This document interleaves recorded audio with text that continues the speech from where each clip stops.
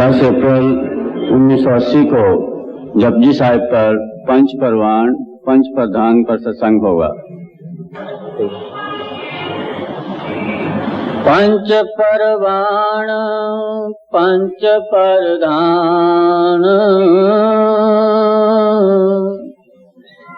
पंच पाव दरगाह मान।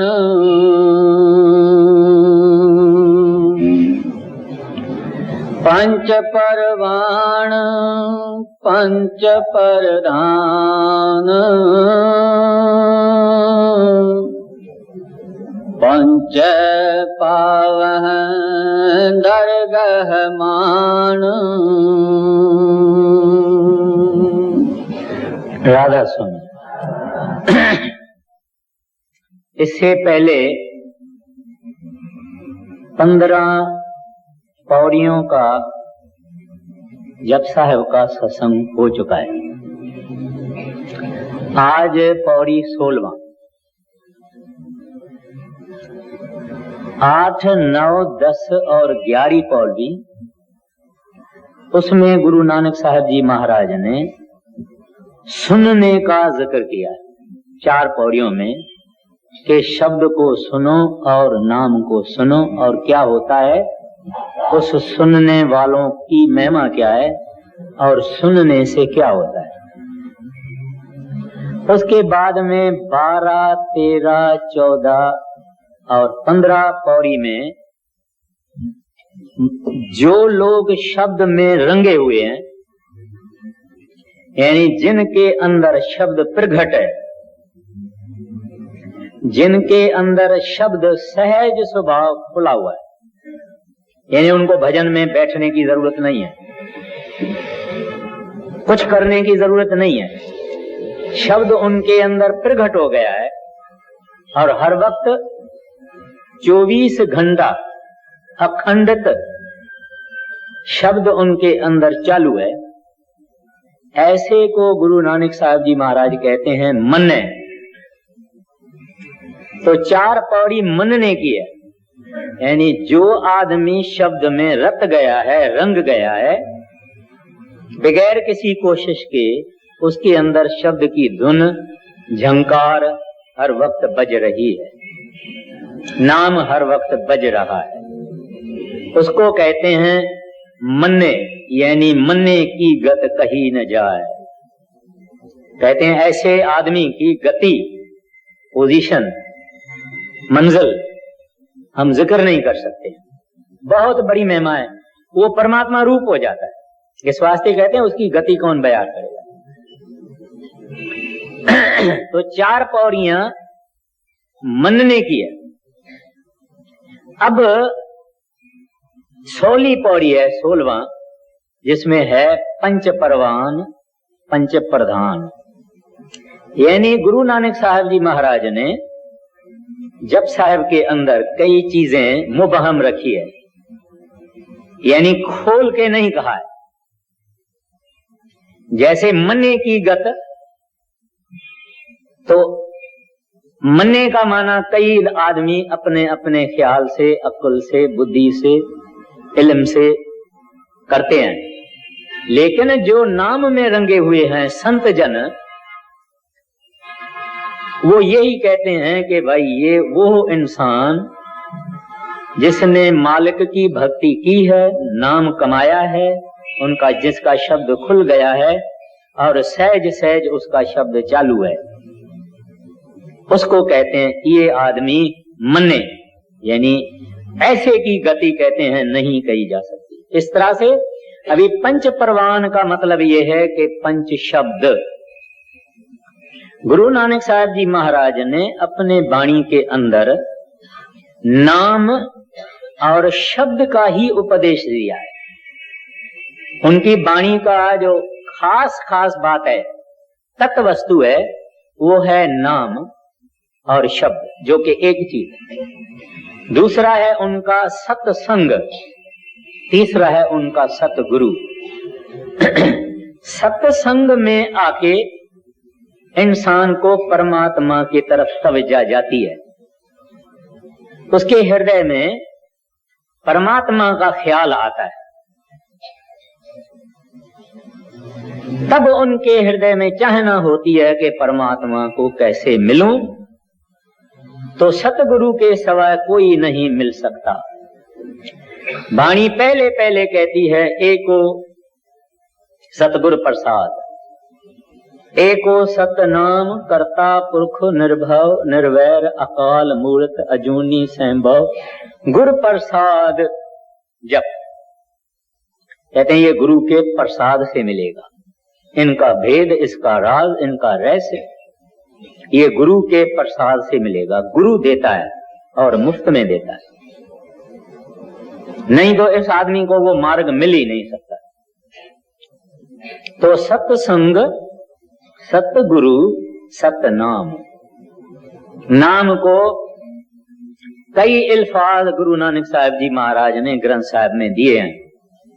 अकथ कथा, हुक्म, बानी, सच्ची बाणी, अजपा जाप और शब्द, अनहद नाद वगैरह वगैरह।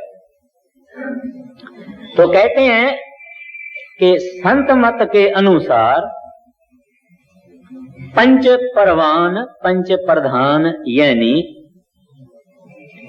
जिस आदमी के अंदर में पंच शब्द गूंज रहे हैं,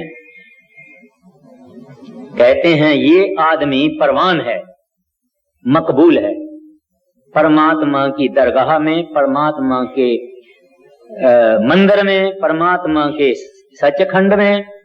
कहते हैं वो आदमी परवान है, मकबूल हुआ, मंजूर हुआ, स्वीकार हुआ। वो होते हैं संत जन। वो संत जन किस कौम के भी हो सकते हैं, किसी धर्म के हो सकते हैं, किसी मजहब के हो सकते हैं, किसी जमाने में हो सकते हैं। उनमें हिंदू और मुसलमान और सिख और ईसाई इसका कोई भेद नहीं होता। परमात्मा, सतगुरु, वाह गुरु, अकाल पुरख, उनका सब कुछ होता है। उनका आसरा, उनकी टेक, दरअसल में वो परमात्मा के रूप बने गए। अब हम देखेंगे कि गुरु नानक साहब जी महाराज ने कहां कहां इन पांच या पंच का जिक्र किया है। वाणी कहती है 5 शब्द घर में घर दिखलाए दे, सो सतगुर पुरख सुजान। अभी गुरु नानक साहब जी महाराज कहते हैं अगर आपको गुरु चाहिए तो गुरु को पहचानना इंसान के लिए मुश्किल है, लेकिन कई कई निशानियां संतों ने दी है। और गुरु नानक साहब जी महाराज ने एक तो दी है कि वो कुछ मांगेगा नहीं, कुछ लेगा नहीं, कभी नहीं मांगेगा। वो तो दान करता है, मेहनत करता है और दान करता है, अपने कुटुंब परिवार के लिए मेहनत करता है, क्या नौकरी करेगा, जमींदारी करेगा, खेती करेगा, कुछ भी करेगा, लेकिन सिख से कभी कुछ मांगेगा नहीं या किसी भी डायरेक्ट या इनडायरेक्ट नमूने से लेगा नहीं। और निशानी इन्होंने ये दी है, घर में घर दिखलाए दे, सो सतगुर पुरख सुजान। 5 शब्द धुनकार धुन, कहीं बाजे शब्द निशान। कहते हैं वो तेरे को नहीं कहेगा हिमालय पर्वत में जाओ, बाहर जाओ, ये करो, तीर्थ करो, तया वगैरह वगैरह, दान करो, पुण्य करो, नहीं। वो कहेगा प्यारा तेरे घर के अंदर यानी शरीर के अंदर ही परमात्मा का गढ़ है। घर में घर दिखलाए दे, कहते हैं तेरे को तेरे घर के अंदर ही परमात्मा का दीदार कराएगा, दर्शन कराएगा। और उनकी निशानी क्या है? 5 शब्द धुनकार धुन, कहते हैं वो तुमको 5 शब्दों का दान देगा, जिसकी धुन बज रही है हर एक इंसान के अंदर। कहें बाजे शब्द निशान, यानी निशानी उस सच्चे सतगुरु की ये है कि जो तेरे को 5 नामों का, 5 शब्दों का भेद देवे, उस मार्ग पर चला। ग्रंथ साहब के अंदर वाणी है श्री गुरु नानक साहब की, श्री गुरु अंगद साहब जी की, श्री गुरु अमरदास साहब जी की, श्री गुरु अर्जन साहब जी की, श्री गुरु रामदास साहब जी की, श्री गुरु अर्जन साहब जी की और नाई पाशाही की। तो ये मैं जो बात अर्ज कर रहा हूं ये है पहली पाशाई की, महला पहला। फिर वो फरमाते हैं पंच शब्द झुनकार निरालम प्रभ आपे वाई सुनाया, राग मारू, मेला पहला। कहते हैं पंच शब्द तह पूरन, पंच शब्द झुनकार निरालम। कहते हैं वो 5 शब्दों की झंकार निराली है, बड़ी अजीब है, हैरत है, अचरज है। प्रभु आपे वाए सुनाया, कहते हैं प्रभु खुद बजा रहा है और प्रभु ही सुना रहा है, वागुरु ही सुना रहा है, सतपुरुष ही सुना रहा है। फिर आगे फरमाते हैं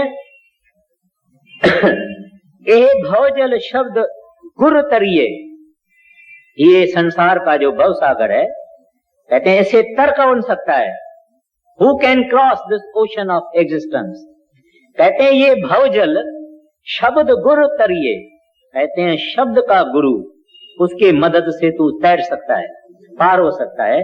अंतर की दुबता अंतर जड़िए, कहते हैं हमारे काम क्रोध लोभ मोह अहंकार ये हमारे अंदर बैठे हुए, अंदर हमको सारते हैं और जलाते हैं, और अंदर ही उन शब्दों को सुनने से ये जल जाते हैं।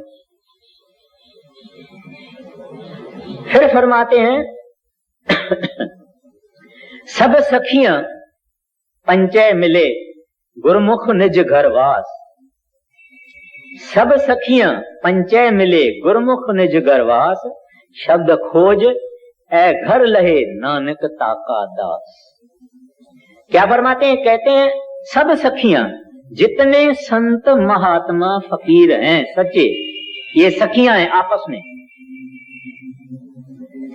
हम कहते हैं ये मुसलमान है, हम कहते हैं ये हिंदू है, लेकिन ये जो फकीर हैं, ये जो संत हैं, ये महात्मा हैं, ये आपस में सखियां हैं, ये आपस में दोस्त हैं और फ्रेंड हैं। बड़ी कहानियां हैं गुरु साहिबान के इतिहास में, मगर टाइम नहीं है, ये पौड़ी जो है बहुत बड़ी है। तो ये आपस में सच्चे सखी, सच्चे फ्रेंड जिसको बोलते हैं, दोस्त ये होते हैं संत। ये एक दूसरे से झप्पी लगाएंगे, एक दूसरे से चाहे एक चमार होवे उसके साथ झप्पी लगाएंगे, क्योंकि ये आपस में सबने परमात्मा को हासिल किया है, इस वास्ते आपस में ये दोस्त हैं, बगलगीर हो जाते हैं। कहते हैं पंचे मिले, 5 शब्दों के मदद से ये मिले हैं उस वागुरु को। गुरुमुख निज घर वास, गुरुमुख बने हैं, गुरु की शरण ली है और निज घर में अपने उनका वासा हुआ है। आगे कहते हैं शब्द खोज ए घर लहे, कहते हैं जिसको शब्द का मार्ग नहीं मिले वो अपना घर हासिल नहीं कर सकता है। नानकता का दास, कहते हैं ऐसा आदमी जिसने ऐसा किया है, सतगुरु मिला है, गुरुमुख बना है, शब्द मार्ग मिला है, मेहनत की है, अंदर गया है, अपने निज घर में वास किया है। गुरु नानक साहब जी महाराज फरमाते हैं नानकता का दास। मगर ऐसे आदमी बिरले, कहे नानक कोटन में को, अरे गरे का काम नहीं। बहुत जबरदस्त बात है, सारी पृथ्वी की राजाई भी मिल जावे तो इसका मुकाबला नहीं होता, ये ऐसी बड़ी बात है। तो कहे नानक कोटन में को, कहते हैं ये अभी मैंने ये 4 अर्ज किया गुरु नानक साहब पहली पाशाही के बाणी से। अब कबीर साहब जी महाराज कहते हैं पंचे शब्द अनाहद बाजे, लेकिन बाणी ग्रंथ साहब में चढ़ी हुई है। पंचे शब्द अनाहद बाजे संगे सारंग पानी, कबीर दास तेरी आरत कीनी निरंकार नड़बानी। अरे गुरु कबीर साहब जी महाराज और जगह भी किया, मगर मैं मुख्तसर में ये अर्ज कर रहा हूं। फिर कहते हैं पंचे शब्द वजे मत गुरमत, वड भागी अनहद वजया, मेला चौथा, गुरु रामदास जी महाराज। फिर कहते हैं पंचे शब्द नरमायल बाजे, डुल के चंवर शंख गर गाजे। बेनी जी उनकी भी बाणी गुरु अर्जन साहब ने ग्रंथ साहब पर चढ़ाई है। फिर फरमाते हैं मेला तीजा गुरु अमरदास साहब जी महाराज कहते हैं पंचे शब्द झुनकार निरालम, वाजे पंच शब्द तित घर सभागे। आनंद साहब में आता है वाजे पंच शब्द तित घर सभागे, यानी शरीर में। कहते हैं वो शरीर सभागा है जिसके अंदर पंच शब्द बजते हैं, घर सब आगे शब्द बाजे कला जत घर दाड़े, जिसके अंदर ये शब्द प्रकट हुआ है, तीसरी पाशाई का ये। फिर मैला पांचवा गुरु अर्जन साहब जी महाराज कहते हैं, पंच शब्द तह पूरन नाद, अनहद बाजे अचरज बिस्माद। कहते हैं हैरत है, ये शब्द एक हैरत है, जब खुल जाता है आदमी की कैफियत और बन जाती है। ये शब्द जब बुले शाह का खुला, उन्होंने क्या कहा, पलटू साहब का खुला, बुले साहब का, कहते हुण मैं हो गया हौड़ दा हौड़। हम ये बात समझ नहीं सकेंगे, एक अजीब चीज है, अजीब कैफियत है, अचरज है जब ये शब्द खुल जाता है। तो इस वास्ते ये कई महात्माओं के वाणी में ये चीज आई है। मौलाना रूम साहब कहते हैं खामोश, कहते हैं चुप करो, शांति करो, खामोश पंज नौबत, कहते हैं 5 आवाज आ रहे हैं, बशनोज आसमानी, कहते हैं आकाश से, यानी अंदर के गगन से, ये आकाश नहीं, अंदर गगन है।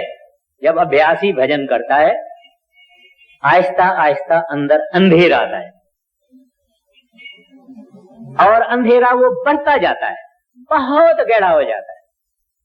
फिर उस अंधेरे के अंदर जब मेहनत के बाद एक तारा दिखाई देता है, जिसको गुरु नानक साहब जी महाराज ने लिखा है, तारा चढ़िया लम्मा कोई नजर निहालिया राम। अभी तारा तो एक आम चीज है, तारा क्या बड़ी बात हो गई, नहीं, वो जो अंदर वाला तारा है वो एक और चीज है। कहते हैं वो पहले दिखाई देता है, वो तब दिखाई देता है जब हम गगन पहुंचते हैं, अंदर गहरा अंधेरा है। कहते हैं वहां उसमें उस आकाश से आवाज आती है, इस वास्ते कहते हैं खामोश, कहते हैं शांत करो, शांति में सुनो। कहते हैं ये खामोशी में सुनाई देता है। क्या सुनाई देता है? कहते हैं पंज नौबत बशनोज आजमानी, कहते हैं आसमान में सुनो 5 नौबतें आ रही है। फिर हाफिज साहब एक मुसलमान फकीर हो गया है, वो कहता है हर रोज पंज नौबत बरदर वो हमाकू बंद को सुख बड़ाई। कहते हैं हर रोज 5 नौबतें उसकी बड़ाई का नगारा बजाती है। परमात्मा की बड़ाई, उसका नगारा वो 5 नौबतें बजाती है। अभी देखिए आप, इस शरीर के अंदर ही जैसे 5 शब्द हैं, ऐसे 5 देश हैं, 5 मंजिलें हैं, और उनके 5 साहिब हैं। इसके लिए ग्रंथ साहब के अंदर लिखा हुआ है, देही नगरी उत्तम थाना पंचलोक वसै प्रधाना।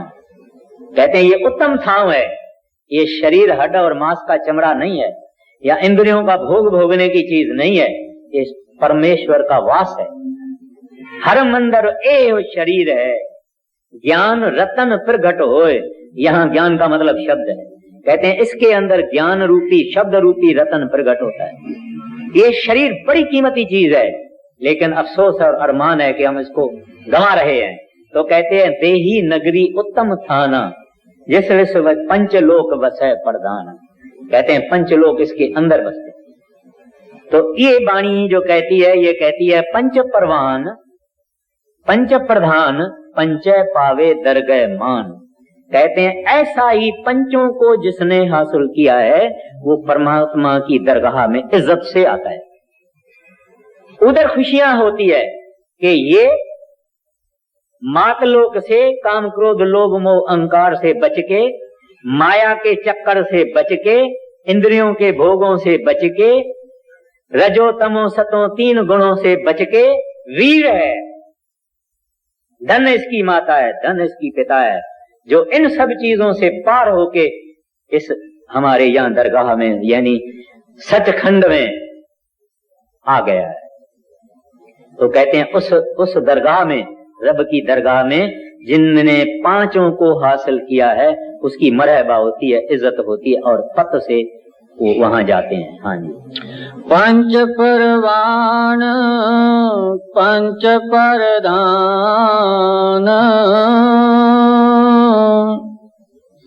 पंच पावन दरगाह मान।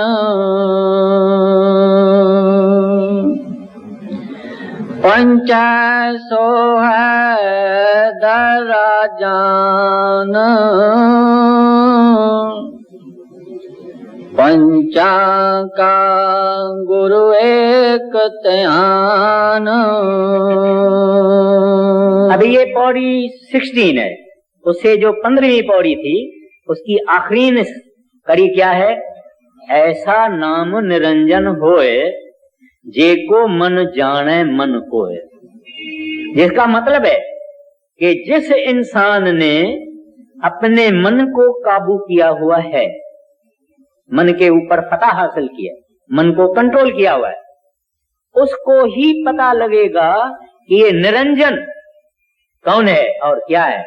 वो निरंजन नाम जिसको माया कुछ नहीं कर सकती है, ऐसा नाम निरंजन होए।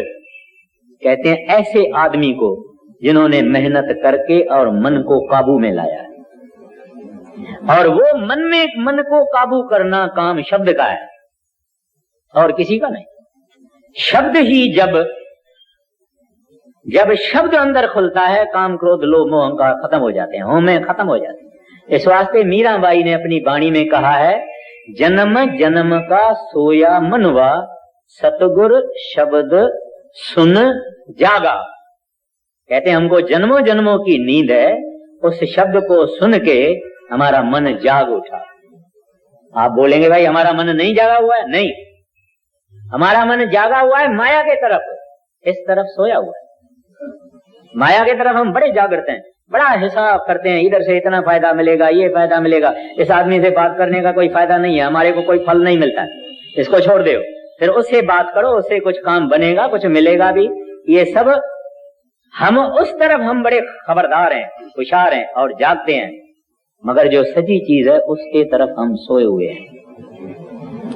तो वो मन शब्द को सुन के जाग उठता है और वो कहता है, हाँ मैं सारी जिंदगी ये खाक छानता रहा, कोडियों को और पत्थरों को जमा करता रहा, मेरे जैसा कोई आदमी नहीं है।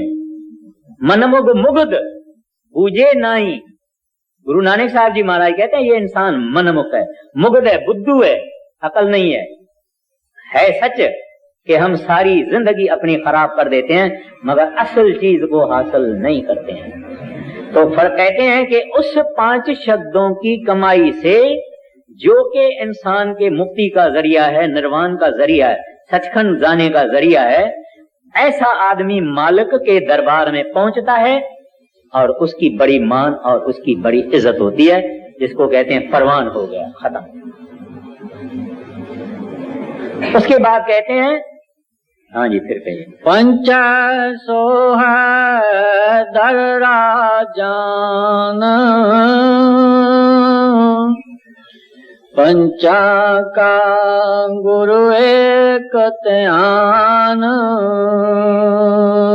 फरमाते हैं कि ये 5 इंसान के दिमाग में यानी माथे में बज रहे हैं, हर एक के, चाहे चोर होवे, डाकू होवे, गरीब होवे, शाहूकार होवे, स्त्री होवे, पुरुष होवे, काला होवे, गोरा होवे, खूनी होवे, रहजन होवे, उनके अंदर ये 5 बज रहे हैं। हमको सुनाई क्यों नहीं देता है? क्योंकि काल ने हमारे कानों को सील कर दिया है। जैसे मोम को पिघल के और डाल दे तो सोरा बंद हो जाता है, वो हमारे जो अंदर के कान हैं हमारे गुनाहों के कारण बंद है। वो मालिक बहुत धुनकारे दे रहा है, बजा रहा है, बुला रहा है।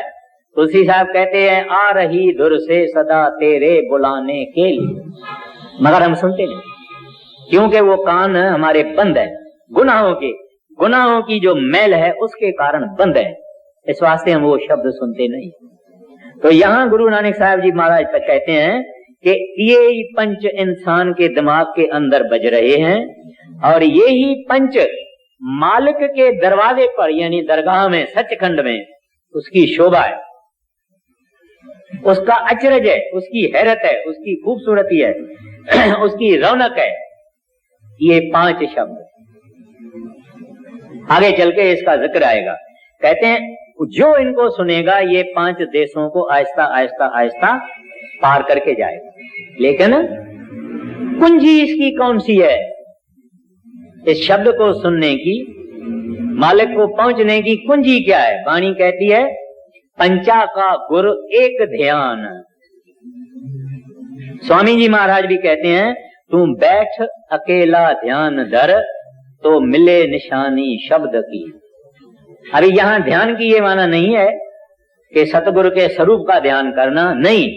ध्यान की माना है कि अपना तन मन धन सारी ताकत सब कुछ जो है हमारा intensive meditation, complete and total absorption, यहां ध्यान की ये माना है कि सब कुछ हमारा जो कुछ भी है उसके तरफ लगा देने का, उस मालिक के तरफ लगा देने का, नाम के तरफ लगा देने का, तब ये शब्द अंदर प्रकट होता है।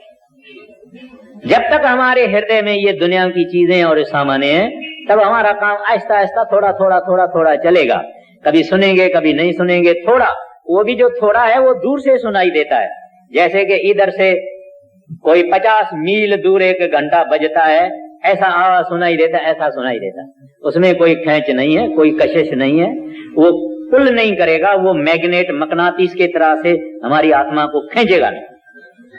जो सच्चा शब्द है जब खुलता है तो पान वाला होता है ना, पान जो बना के देता है, तो वो पान वाला पान उठाता है, फिर उसके पास एक बड़ा तीखा हथियार होता है ऐसा काटने का, वो जिसके भी जो भी उसकी गंदी जगह है पान में सड़ गया है किनारों से, वो सब निकाल देता है, सब साफ सूख करके, कोई दाग नहीं छोड़ता, फिर उसमें मसाला डाल के और आदमी को देता है। इस तरह से जब उस शब्द के अंदर हमारी आत्मा जुड़ जाती है, मन उसमें रम जाता है, तो शब्द उसको ऐसे लपेट देता है। क्योंकि शरीर तो है नहीं, मल तो हमारे अंदर है, लपेट के उसको साफ कर देता है। इसका काम, इसका क्रोध, इसका लोभ, इसका मोह, इसका अहंकार सब चलेगा। ये सारी दुनिया को फिर उस प्रभु का रूप देखता है, वाहगुरु का रूप देखता है, अकाल पुरख का रूप देखता है। अभी उसमें मैल नहीं, अब उसमें माँ नहीं और मेरी नहीं, सफेद नहीं, गोरा नहीं, खूबसूरत नहीं और बदशक्ल नहीं, अमीर नहीं, गरीब नहीं, सब उसका जो कुछ है ये शब्द ने साफ करके निर्मल करके पवित्र करके दे दिया, और उसको सत्पुरुष अपने खजाने में रखता है। हमको नहीं रखता है, रख नहीं सकता है, क्योंकि जहां सोने ही सोना पड़ा हुआ है, ऐसा हमारे जैसा ठीक कर पत्थर कैसे उसको रख देंगे उस खजाने में? उसमें तो प्योर सोना रखें। ये काम शब्द करता है। इस वास्ते कहते हैं पंचे सो है दर राजान, कहते हैं वो उस राजा जो राजाओं का राजा है, कहते हैं उनको उनके दरबार में उनको शोभा होती है, खूबसूरती होती है, मान होता है। पंचा का गुर एक ध्यान, कहते हैं इसका की, जैसे मूल मंत्र में उन्होंने क्या कहा, जप, वो कीवर्ड है, बस और कुछ याद करने की जरूरत नहीं है। जप, मन में चालू, नाम स्मरण चालू, जप चालू, जिसका जप चालू है उसका काम बन जाएगा। अब आते हैं ध्यान। ध्यान, वो ध्यान जिसका अभी गुरु नानक साहब जी महाराज जिक्र करते हैं, वो जप से भी ऊंचा है। अपना आप पूरी तरह से उसमें मगन कर, एक 0.0000000000001% भी कहीं ख्याल न जावे, मगन होना उसमें कंप्लीटली। कहते हैं ये चाबी है उसको हासिल करने की, 5 शब्दों को हासिल करने की, नाम को हासिल करने की, और उस रब में, उस वाहगुरु में, उस अकाल पुरख के अंदर लवलीन होके मगन होके उसका रूप बनने की एक ही चाबी है। सब उसमें लगा दे, त्याग आपे ही आ जाएगा। ऐसे नहीं है बाल बच्चों को छोड़ने से ये काम होगा या जंगल में छोड़ने से काम होगा, नहीं, बाल बच्चों में बैठ के ये काम करना है। करते करते करते जब हम लग जाएंगे, बाल बच्चे 40-50 हो भली फिरते रहे, कुछ नहीं होगा, उनके तरफ ख्याल ही नहीं है। जैसे मास्टर स्कूल में होता है ना, 50-60 बच्चे फिरते हैं मगर उसका अपना कोई नहीं, इस तरह से हो जाएगा। वो सच्चा वैराग है, शब्द का वैराग सच्चा होता है। तो इस वास्ते फरमाते हैं पंचा का गुर एक ध्यान, कहते हैं ध्यान मेहनदार है, जिसको कहते हैं ना हातम, यानी मूल चीज कहते हैं ध्यान है। ध्यान कौन सा? सब कुछ उसके हवाले करके उसमें मगन होना, हाँ जी। पंच सोहदरा जान, पंचा का गुरु एक ध्यान,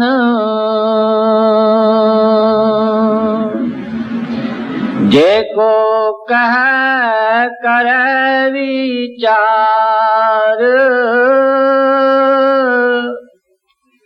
करते के करण नहीं सुमार। कहते हैं अगर कोई इंसान कहना चाहे मालिक की महिमा या बड़ाई, या विचार के जरिए उस मालिक को जानने की कोशिश करे कि ये इसका गैब क्या है। मालिक एक गैब है, एक मिस्ट्री है। कहते हैं अगर अपने विचार से, आगे भी फरमाया है महाराज जी ने कि सोचे सोच न हो वही, तो यहां भी कहते हैं जे को कहे करे विचार, या कहने की कोशिश करे या विचार करे साइलेंटली, कहते हैं वो कर नहीं पाएगा कि वो क्या है। क्यों? कहते करते की करनी ना ही शुमार।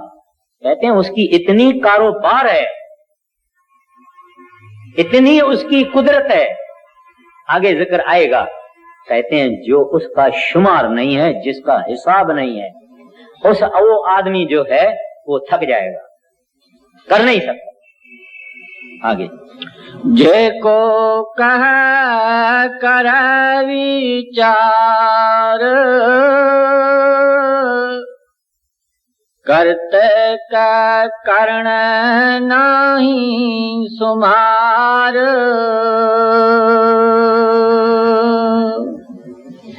तौल धर्म दया का पूत,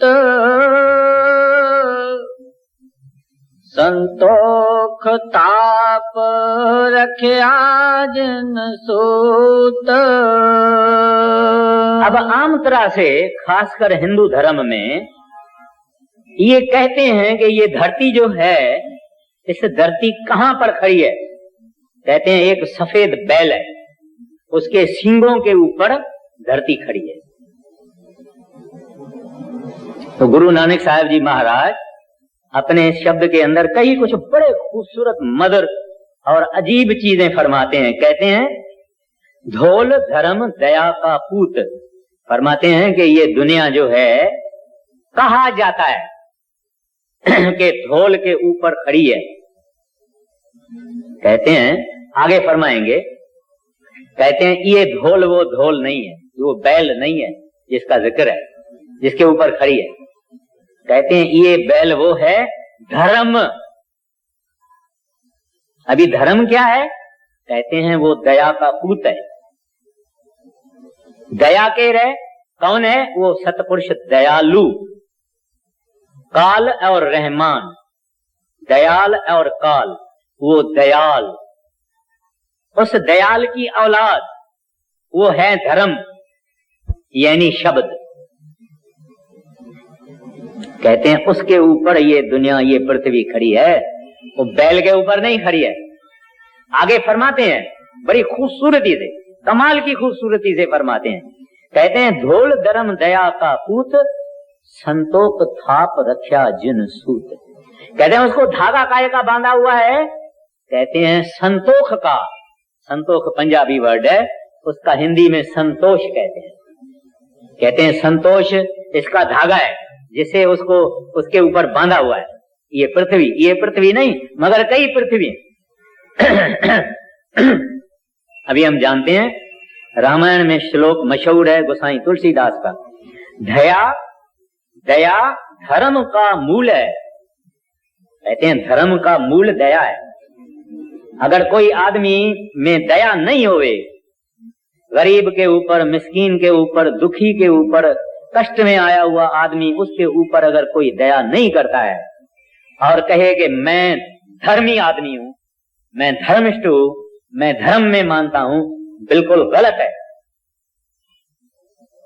अगर एक आदमी के हृदय के अंदर दया है, चित्त के अंदर दया है, ये आदमी धर्मी है। अगर दया नहीं है, कुछ भी नहीं। तो कहते हैं इस दयालु सतपुरुष से धर्म पैदा हुआ, जो उसका पूत है। क्या फरमाते हैं? ढोल धर्म दया का पूत, इट इज द ऑफस्प्रिंग। वो सतपुरुष की औलाद है, सतपुरुष ने प्रकट किया है, और वो धर्म है शब्द। फिर इसको बांधा हुआ है कैसे, बैलेंस कैसे रखा हुआ है? संतोष से। अभी यहां गुरु नानक साहब जी महाराज एक बड़ा रहस्य बताते, कहते हैं जो संत जन है वो खुद संतोष में रहते हैं, यानी संतोष में रहते हैं, यानी रजा में रहते हैं, यानी भाणे में रहते हैं। खुद उनके ऊपर कोई तकलीफ आएगी तो कहेंगे मेरे प्रभु का भाणा है, उसका हुक्म है, हुक्म रजा ही चलना। मगर अगर दुखी देखेंगे उनके ऊपर दया करें, यानी उनके जिंदगी का उसूल क्या है? दया करना दूसरे के ऊपर और संतोष में रहना खुद। मगर हम लोग संसारी, उनका क्या काम है? कोई गरीब मिस्कीन उसको उसके पास आएगा, कोई तकलीफ होगी या क्या, उसको कहेंगे अरे हुक्म में रहो, हुक्म में रहो, रजा में रहो, अरे बाणे में रहो, और खुद मौज करता है, औज करता है, खाता है, पीता है, मजा लेता है। संतों के उपतर है, यानी उल्टा है। संत खुद तकलीफ में होएंगे, कष्ट भोगेंगे, रजा में रहेंगे प्रभु के, कहेंगे वाह प्रभु वाह, और दुनियादारों के ऊपर दया करेंगे, मेहर करेंगे, रहमत करेंगे। मैं आपको एक अर्ज करता हूं। एक माथुर साहब करके एक बड़ा गवर्नमेंट का ऑफिसर था, बूढ़ा हो गया था, डेरे में रहता। तो कुछ उसको बैठने की जगह पर फोड़ा हो गया, उसको कहते हैं फिस्टूला या फिशर कहते हैं, भगंदर या कुछ ऐसा हिंदुस्तानी में उसका नाम है, और वो बड़ा तकलीफ देता है। तो वो भजन से उठा और बाहर आया। जो पुराना दफ्तर है ना डेरे में, उसके साथ में एक कमरा है, वहां उसको महाराज जी ने जगह दिया। जब बाहर आया तो सरदार बहादुर जी खड़े थे, दफ्तर से निकले थे। सरदार बहादुर जी उसको कहता है भाई सुनाओ माथुर साहब क्या हाल है? कहते हैं हजूर सब ठीक है, आपकी मेहरबानी। कहते हैं सब ठीक है ना? कहता है हजूर एक चीज है। बोले क्या है वो चीज? कहते हैं हजूर ये मेरे को फिस्टूला हो गया। कहता है अच्छा। कहते हैं हजूर बहुत तकलीफ होती है, भजन में भी नहीं बैठ सकता हूँ। कहते हैं अच्छा कोई फिक्र नहीं, जिसने दिया है वो ले लेगा। ठीक है। वो माथुर साहब से मैंने बात किया है और उसे पूछा था, और उसने खुद हमको बताया। कहते हैं उसके बाद मेरे को कोई 15 दिन ख्याल भी नहीं रहा कि मेरे को ये फिस्टूला हुई है। कहते हैं एक नरम नरम मीठी मीठी खारिश हुई, और ऐसा मैंने हाथ लगाया, छिलका निकल गया और फिस्टूला मेरी चली गई। और यहाँ सरदार बहादुर जी महाराज को सारी जिंदगी फिस्टूला रही। ये संतों का काम है। हमारा उबतर उल्टा काम होता है। हम कहते हैं संतोष में रहो, बाकी सब हमारे लिए, दूसरों के लिए संतोष है। संतों का काम है खुद संतोष में रहना, भाणे में रहना, और दूसरों के ऊपर दया करना, उसके दुख सुख में भागीदार होना। पराई पीर अपने सिर पर लें। बड़े महाराज जी ने अपना बलिदान दिया। क्यों दिया? हजारों लाखों लोग पाकिस्तान हुआ, पंजाब और ये उत्तर में बड़ा ही खून रेजी थी। मेरा ख्याल है कोई फैमिली, कोई खानदान कोई होगा जिसको इसकी गर्मी नहीं पहुंची होगी। सब उन्होंने अपने सिर पर लिया। ये संतों का है कि खुद संतोष में रहते हैं और दूसरे के ऊपर दया करते हैं। तो कहते हैं ये बैलेंस है इस जिंदगी का। संत जन इस सारी कायनात का बैलेंस है। ये चला रहे हैं, हम नहीं चला रहे हैं।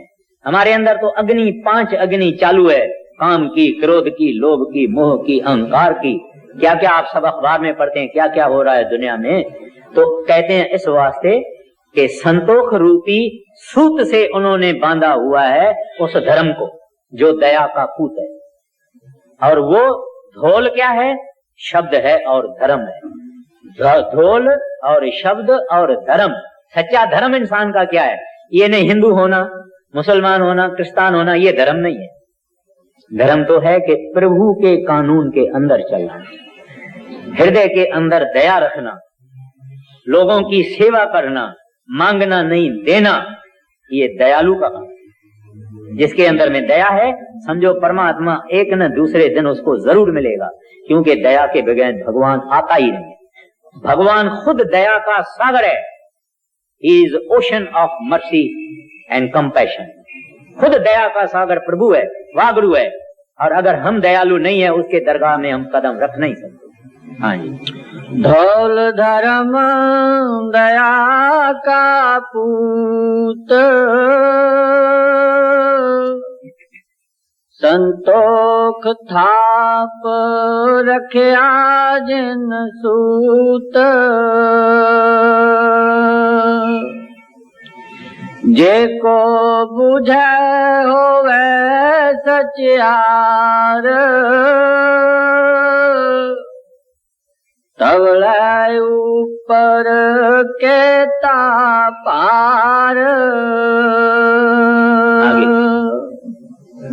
धरती होर परे होर होर, दिसते पार तले कवन जोर। अब गुरु नानक साहब जी महाराज बड़े खूबसूरत नमूने में हमको समझाते हैं कि को जे को बुझे होवे सचियार।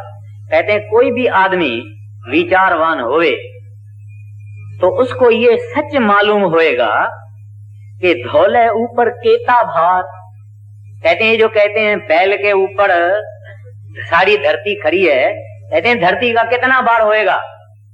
एक पहाड़ को गवर्नमेंट खोदने को लगती है, एक पहाड़ को 5 बरस में खोदती है, फिर ऐसे हजारों लाखों पहाड़ इस पृथ्वी पर खड़े हैं। पत्थर निकालते निकालते मुंबई की बिल्डिंग बन जावे सब, मगर पहाड़ नहीं कम होते। और ऐसे कई पहाड़ सारे धरती के ऊपर है। कहते हैं और वो धरती अगर बैल के सिंगों के ऊपर रहेगी तो उस बैल के पांव कहां होंगे? उसके बैल के पांव भी किस धरती पर ही होंगे। फिर उस धरती के ऊपर और बैल नीचे बैल होएगा, फिर उसके नीचे और धरती होगी। फिर कहते हैं इसका कोई हिसाब नहीं। कहते हैं ये कैसे हो सकता है? कहते हैं नहीं। क्या फरमाते हैं? कहते हैं जे को बुझे होवे सचियार। कहते हैं उसको सच मालूम होगा। धौले ऊपर केता भार। कहते हैं बैल के ऊपर कितना भार अगर धरती उठाएगा तो बैल भी कितना होगा जो इतना वजन उठावे। फिर कहते हैं धरती और परे और कहते हैं एक धरती थोड़ी है। आज से 500 बरस पहले गुरु नानक साहब ने ये वाणी फरमाई है। उस वक्त में चांद पे कोई नहीं गया था। हम और आप विचार करें, उस वक्त में कोई चांद पर नहीं गया था। उस वक्त में एस्ट्रोनॉवर नहीं थे, ये दूरबीनियां नहीं थी, ये कैमराएं नहीं थी, ये रॉकेट नहीं थी। उस वक्त में गुरु नानक साहब जी महाराज ने कहा लख आगासा आगास लख पाताला पाताल। फिर यहाँ फरमाते हैं धरती और परे और कहते हैं एक धरती नहीं है। और इसके बाद और हमारे साइंसदानों का ये कहना है कि 50,000 धरती अब तक मालूम हुआ है, जो ज्ञान 50,000 ऐसी धरतियां हैं। और यहाँ गुरु नानक साहब जी महाराज ने ये 500 बरस पहले फरमा दिया था, क्योंकि ये सतपुरुष होते हैं, ये सृष्टि के मालिक होते हैं। इन्होंने ही प्रकट किया हुआ है सब कुछ, इन्होंने ही पैदा किया हुआ है, यही चला रहे हैं। और ग्रंथ साहब के वाणी में गुरु नानक साहब जी महाराज कहते हैं शब्दे धरती, प्रकट किया धरती को शब्द ने, शब्दे आकाश, आकाश को प्रकट किया शब्द ने, और शब्दे शब्द भया प्रकाश। ये जितना नूर है, रोशनी है, प्रकाश है संसार के अंदर, वो शब्द ने पैदा किया।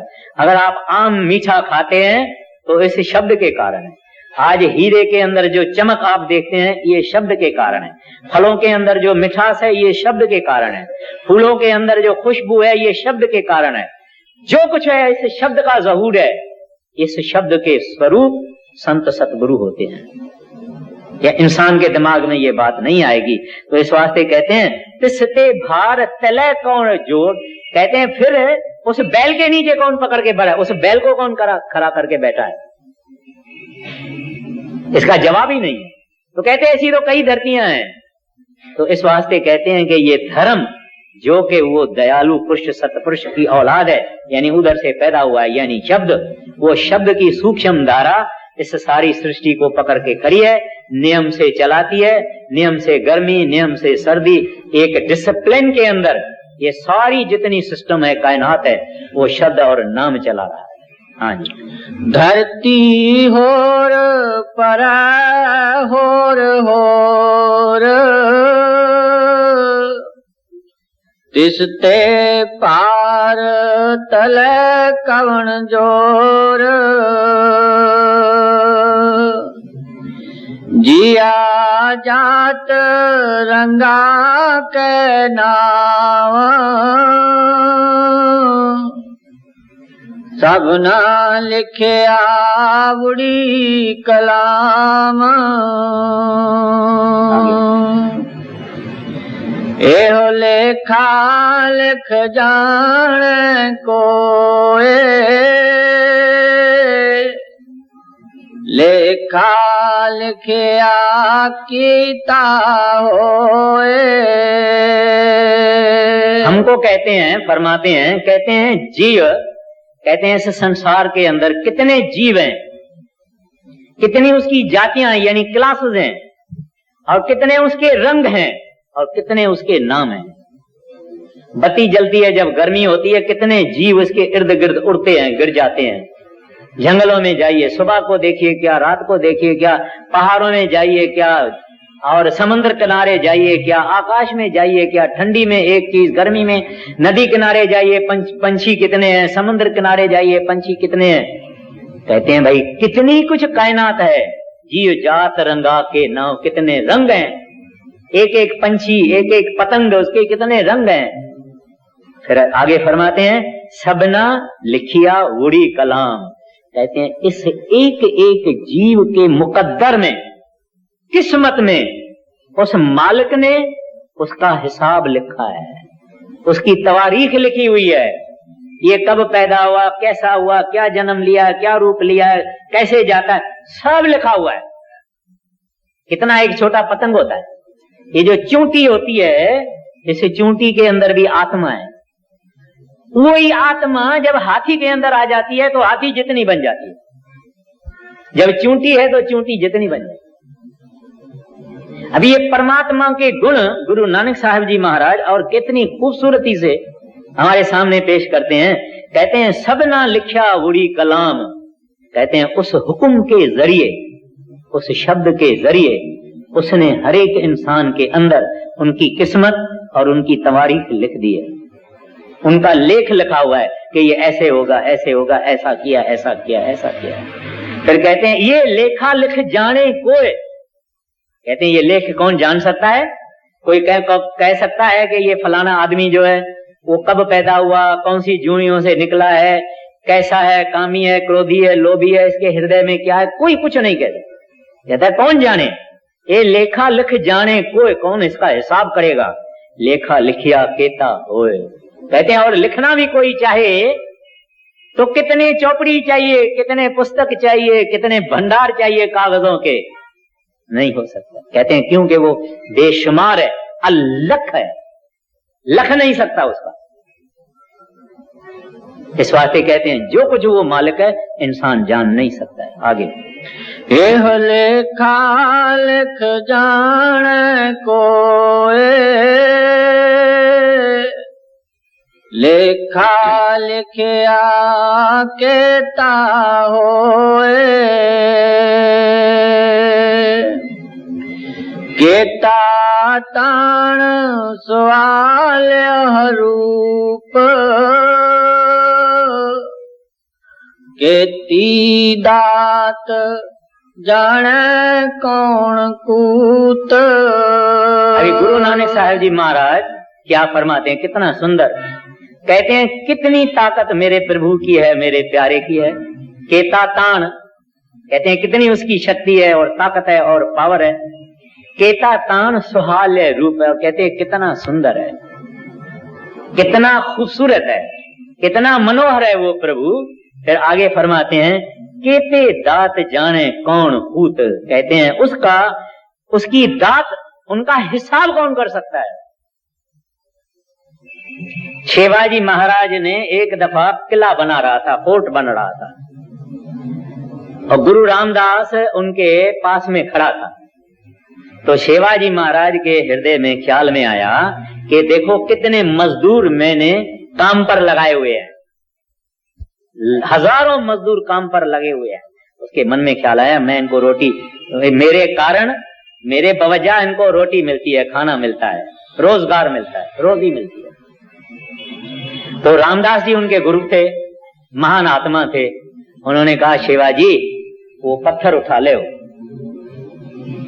जी। उन्होंने पत्थर उठाया, बोले इसको तोड़ो। उन्होंने तोड़ा, उसके अंदर एक कीड़ा था। उसको कहते हैं इसको भी आप खाना खिलाते हो? इसको कौन खाना खिलाता है? हाथ जोड़ दिए। तो ये है उस साहिब की दात, कोई कहां भी है उसको खाना पहुंचाता है, खाना किसी का नहीं रोकता है। तो इस वास्ते कहते हैं उसकी ताकत कितनी, उसकी खूबसूरती कितनी, और उसकी दातें कितनी।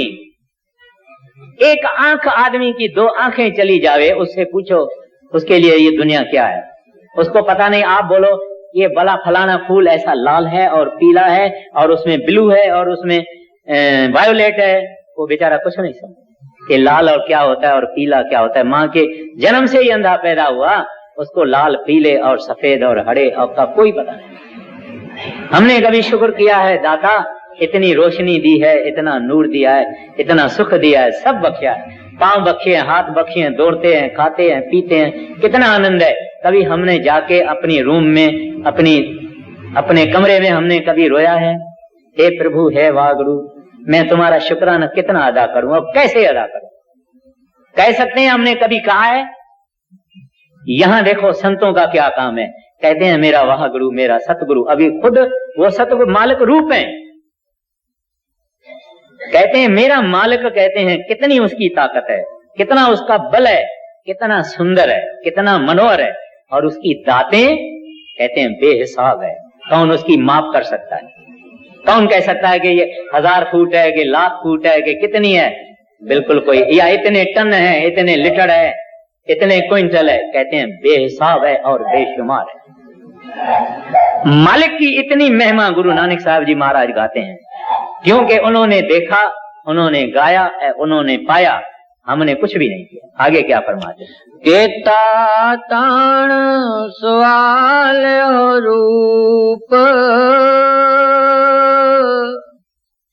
केती दात जाने कौन कूत, गीता पसाओ एको कवाओ, तिसते होए लख दरियाओ। कहते हैं वो मालिक जिसने एक शब्द कहा, बी एंड इट बिकेम। मुसलमान कहते हैं कुन फी कुन, हो जाओ, और सब कुछ हो गया। कहते हैं कीता पसाओ एको कुआओ, कहते हैं एक लफ्ज से उसने क्या किया? तिसते होवे लख दरियाओ। कहते हैं सारी सृष्टि उसके एक आवाज से, उसके एक शब्द से प्रकट हो गई। कहते हैं कितना बड़ा होएगा मेरा मालिक, कितनी उसकी महिमा कहूं, कितनी उसकी बड़ाई है, वो अचरज है, वो हैरत है, वो अजब है, मैं कह नहीं सकता। क्या? कीता पसाओ एको कुआओ, एको यानी एक लफ्ज। उन्होंने कहा ये सारा पसाड़ा पैदा हो गया। तिसते होवे लख दरिया, माना जितनी दुनिया है ये कुछ भी नहीं है। साइंसदान कहते हैं कि भाई अभी जब हम ऊपर गए हैं, हम देखते हैं कि ये धरती तो समुद्र के किनारे, जू पे आप जाएंगे ना, रेती है ना, रेत, कहते हैं वो एक रेत का दाना, कहते हैं हम ऊपर से देखते हैं ये हमारी धरती जो है ये एक रेत का दाना है। इतनी बड़ी ये कॉस्मोस है, यूनिवर्स है।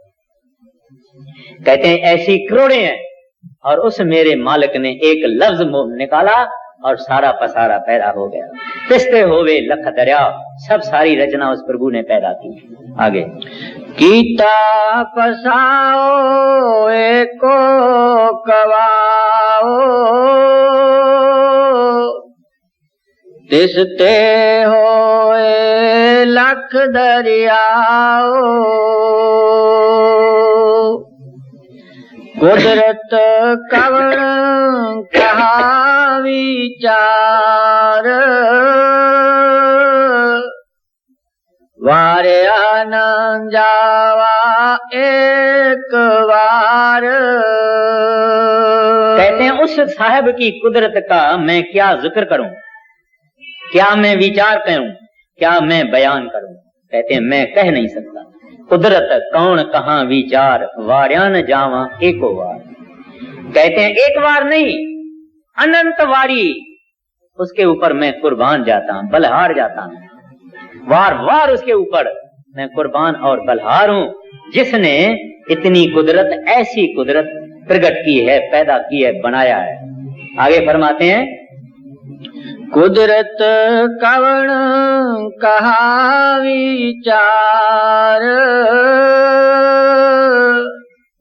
वारे आनंद जावा एको वार। जो तुद पावै साई पलीकार तू सदा सलामत निरंकार। पहले आपने फरमाया मैं बलहार हूं प्रभु, वाह गुरु मैं तेरे ऊपर बलहार हूं। अभी कहते हैं जो तुद भावे साई बलिकार, जो तुमको प्यारी लगती है वो मेरे लिए ठीक है, मैं उसमें खुश हूं, मैं उसमें राजी हूं। जो तुझ भावे, whatever you love, whatever you like, Sai भलीकार, दैट इज द बेस्ट। कहते हैं आपकी जितनी कारोबार है, जो कुछ आप करते हैं सो भले के लिए है, सो हमको पसंद है, हम उसमें खुश हैं। कहते हैं फिर कहते हैं तू सदा सलामत निरंकार। कहते हैं ए प्रभु है निरंकार, तू सदा सलामत है। ऐसा नहीं है कि कल थे सलामत और आज नहीं है, या आज सलामत हैं कल नहीं होंगे, नहीं। कहते हैं हमेशा आप सलामत थे, आज भी सलामत है, इसके बाद भी आप सलामत रहेंगे। कहते हैं मैं वार वार बलहार हूं, नमस्कार करता हूं आपको। इस वास्ते ही जप साहब में आगे भी गुरु नानक साहब ने फरमाया आद सच तू सलामत, यानी सच, आद सच जुगाद सच है भी सच, नानक होसी भी सच। अब देखिए कितना प्रभु से प्रेम है, कितना उनके रंगे हुए हैं, कितनी वाक़ियत है, कहां कहां की बात है। साइंसदानों को उसका जरा भी मालूम नहीं था, और जब हमारे हृदय के अंदर ये पैदा हो जाता है, काश एक दिन हम भी इतना प्रभु को प्यार करें, एक दिन हमारे अंदर शब्द खुलें, एक दिन हम उस वाहगुरु के चरणों में कहें कि तू सदा सलामत निरंकार, तू सदा सलामत निरंकार, तू सदा सलामत निरंकार। जो तुद पावै साई पलीकार तू सदा सलामत निरंकार।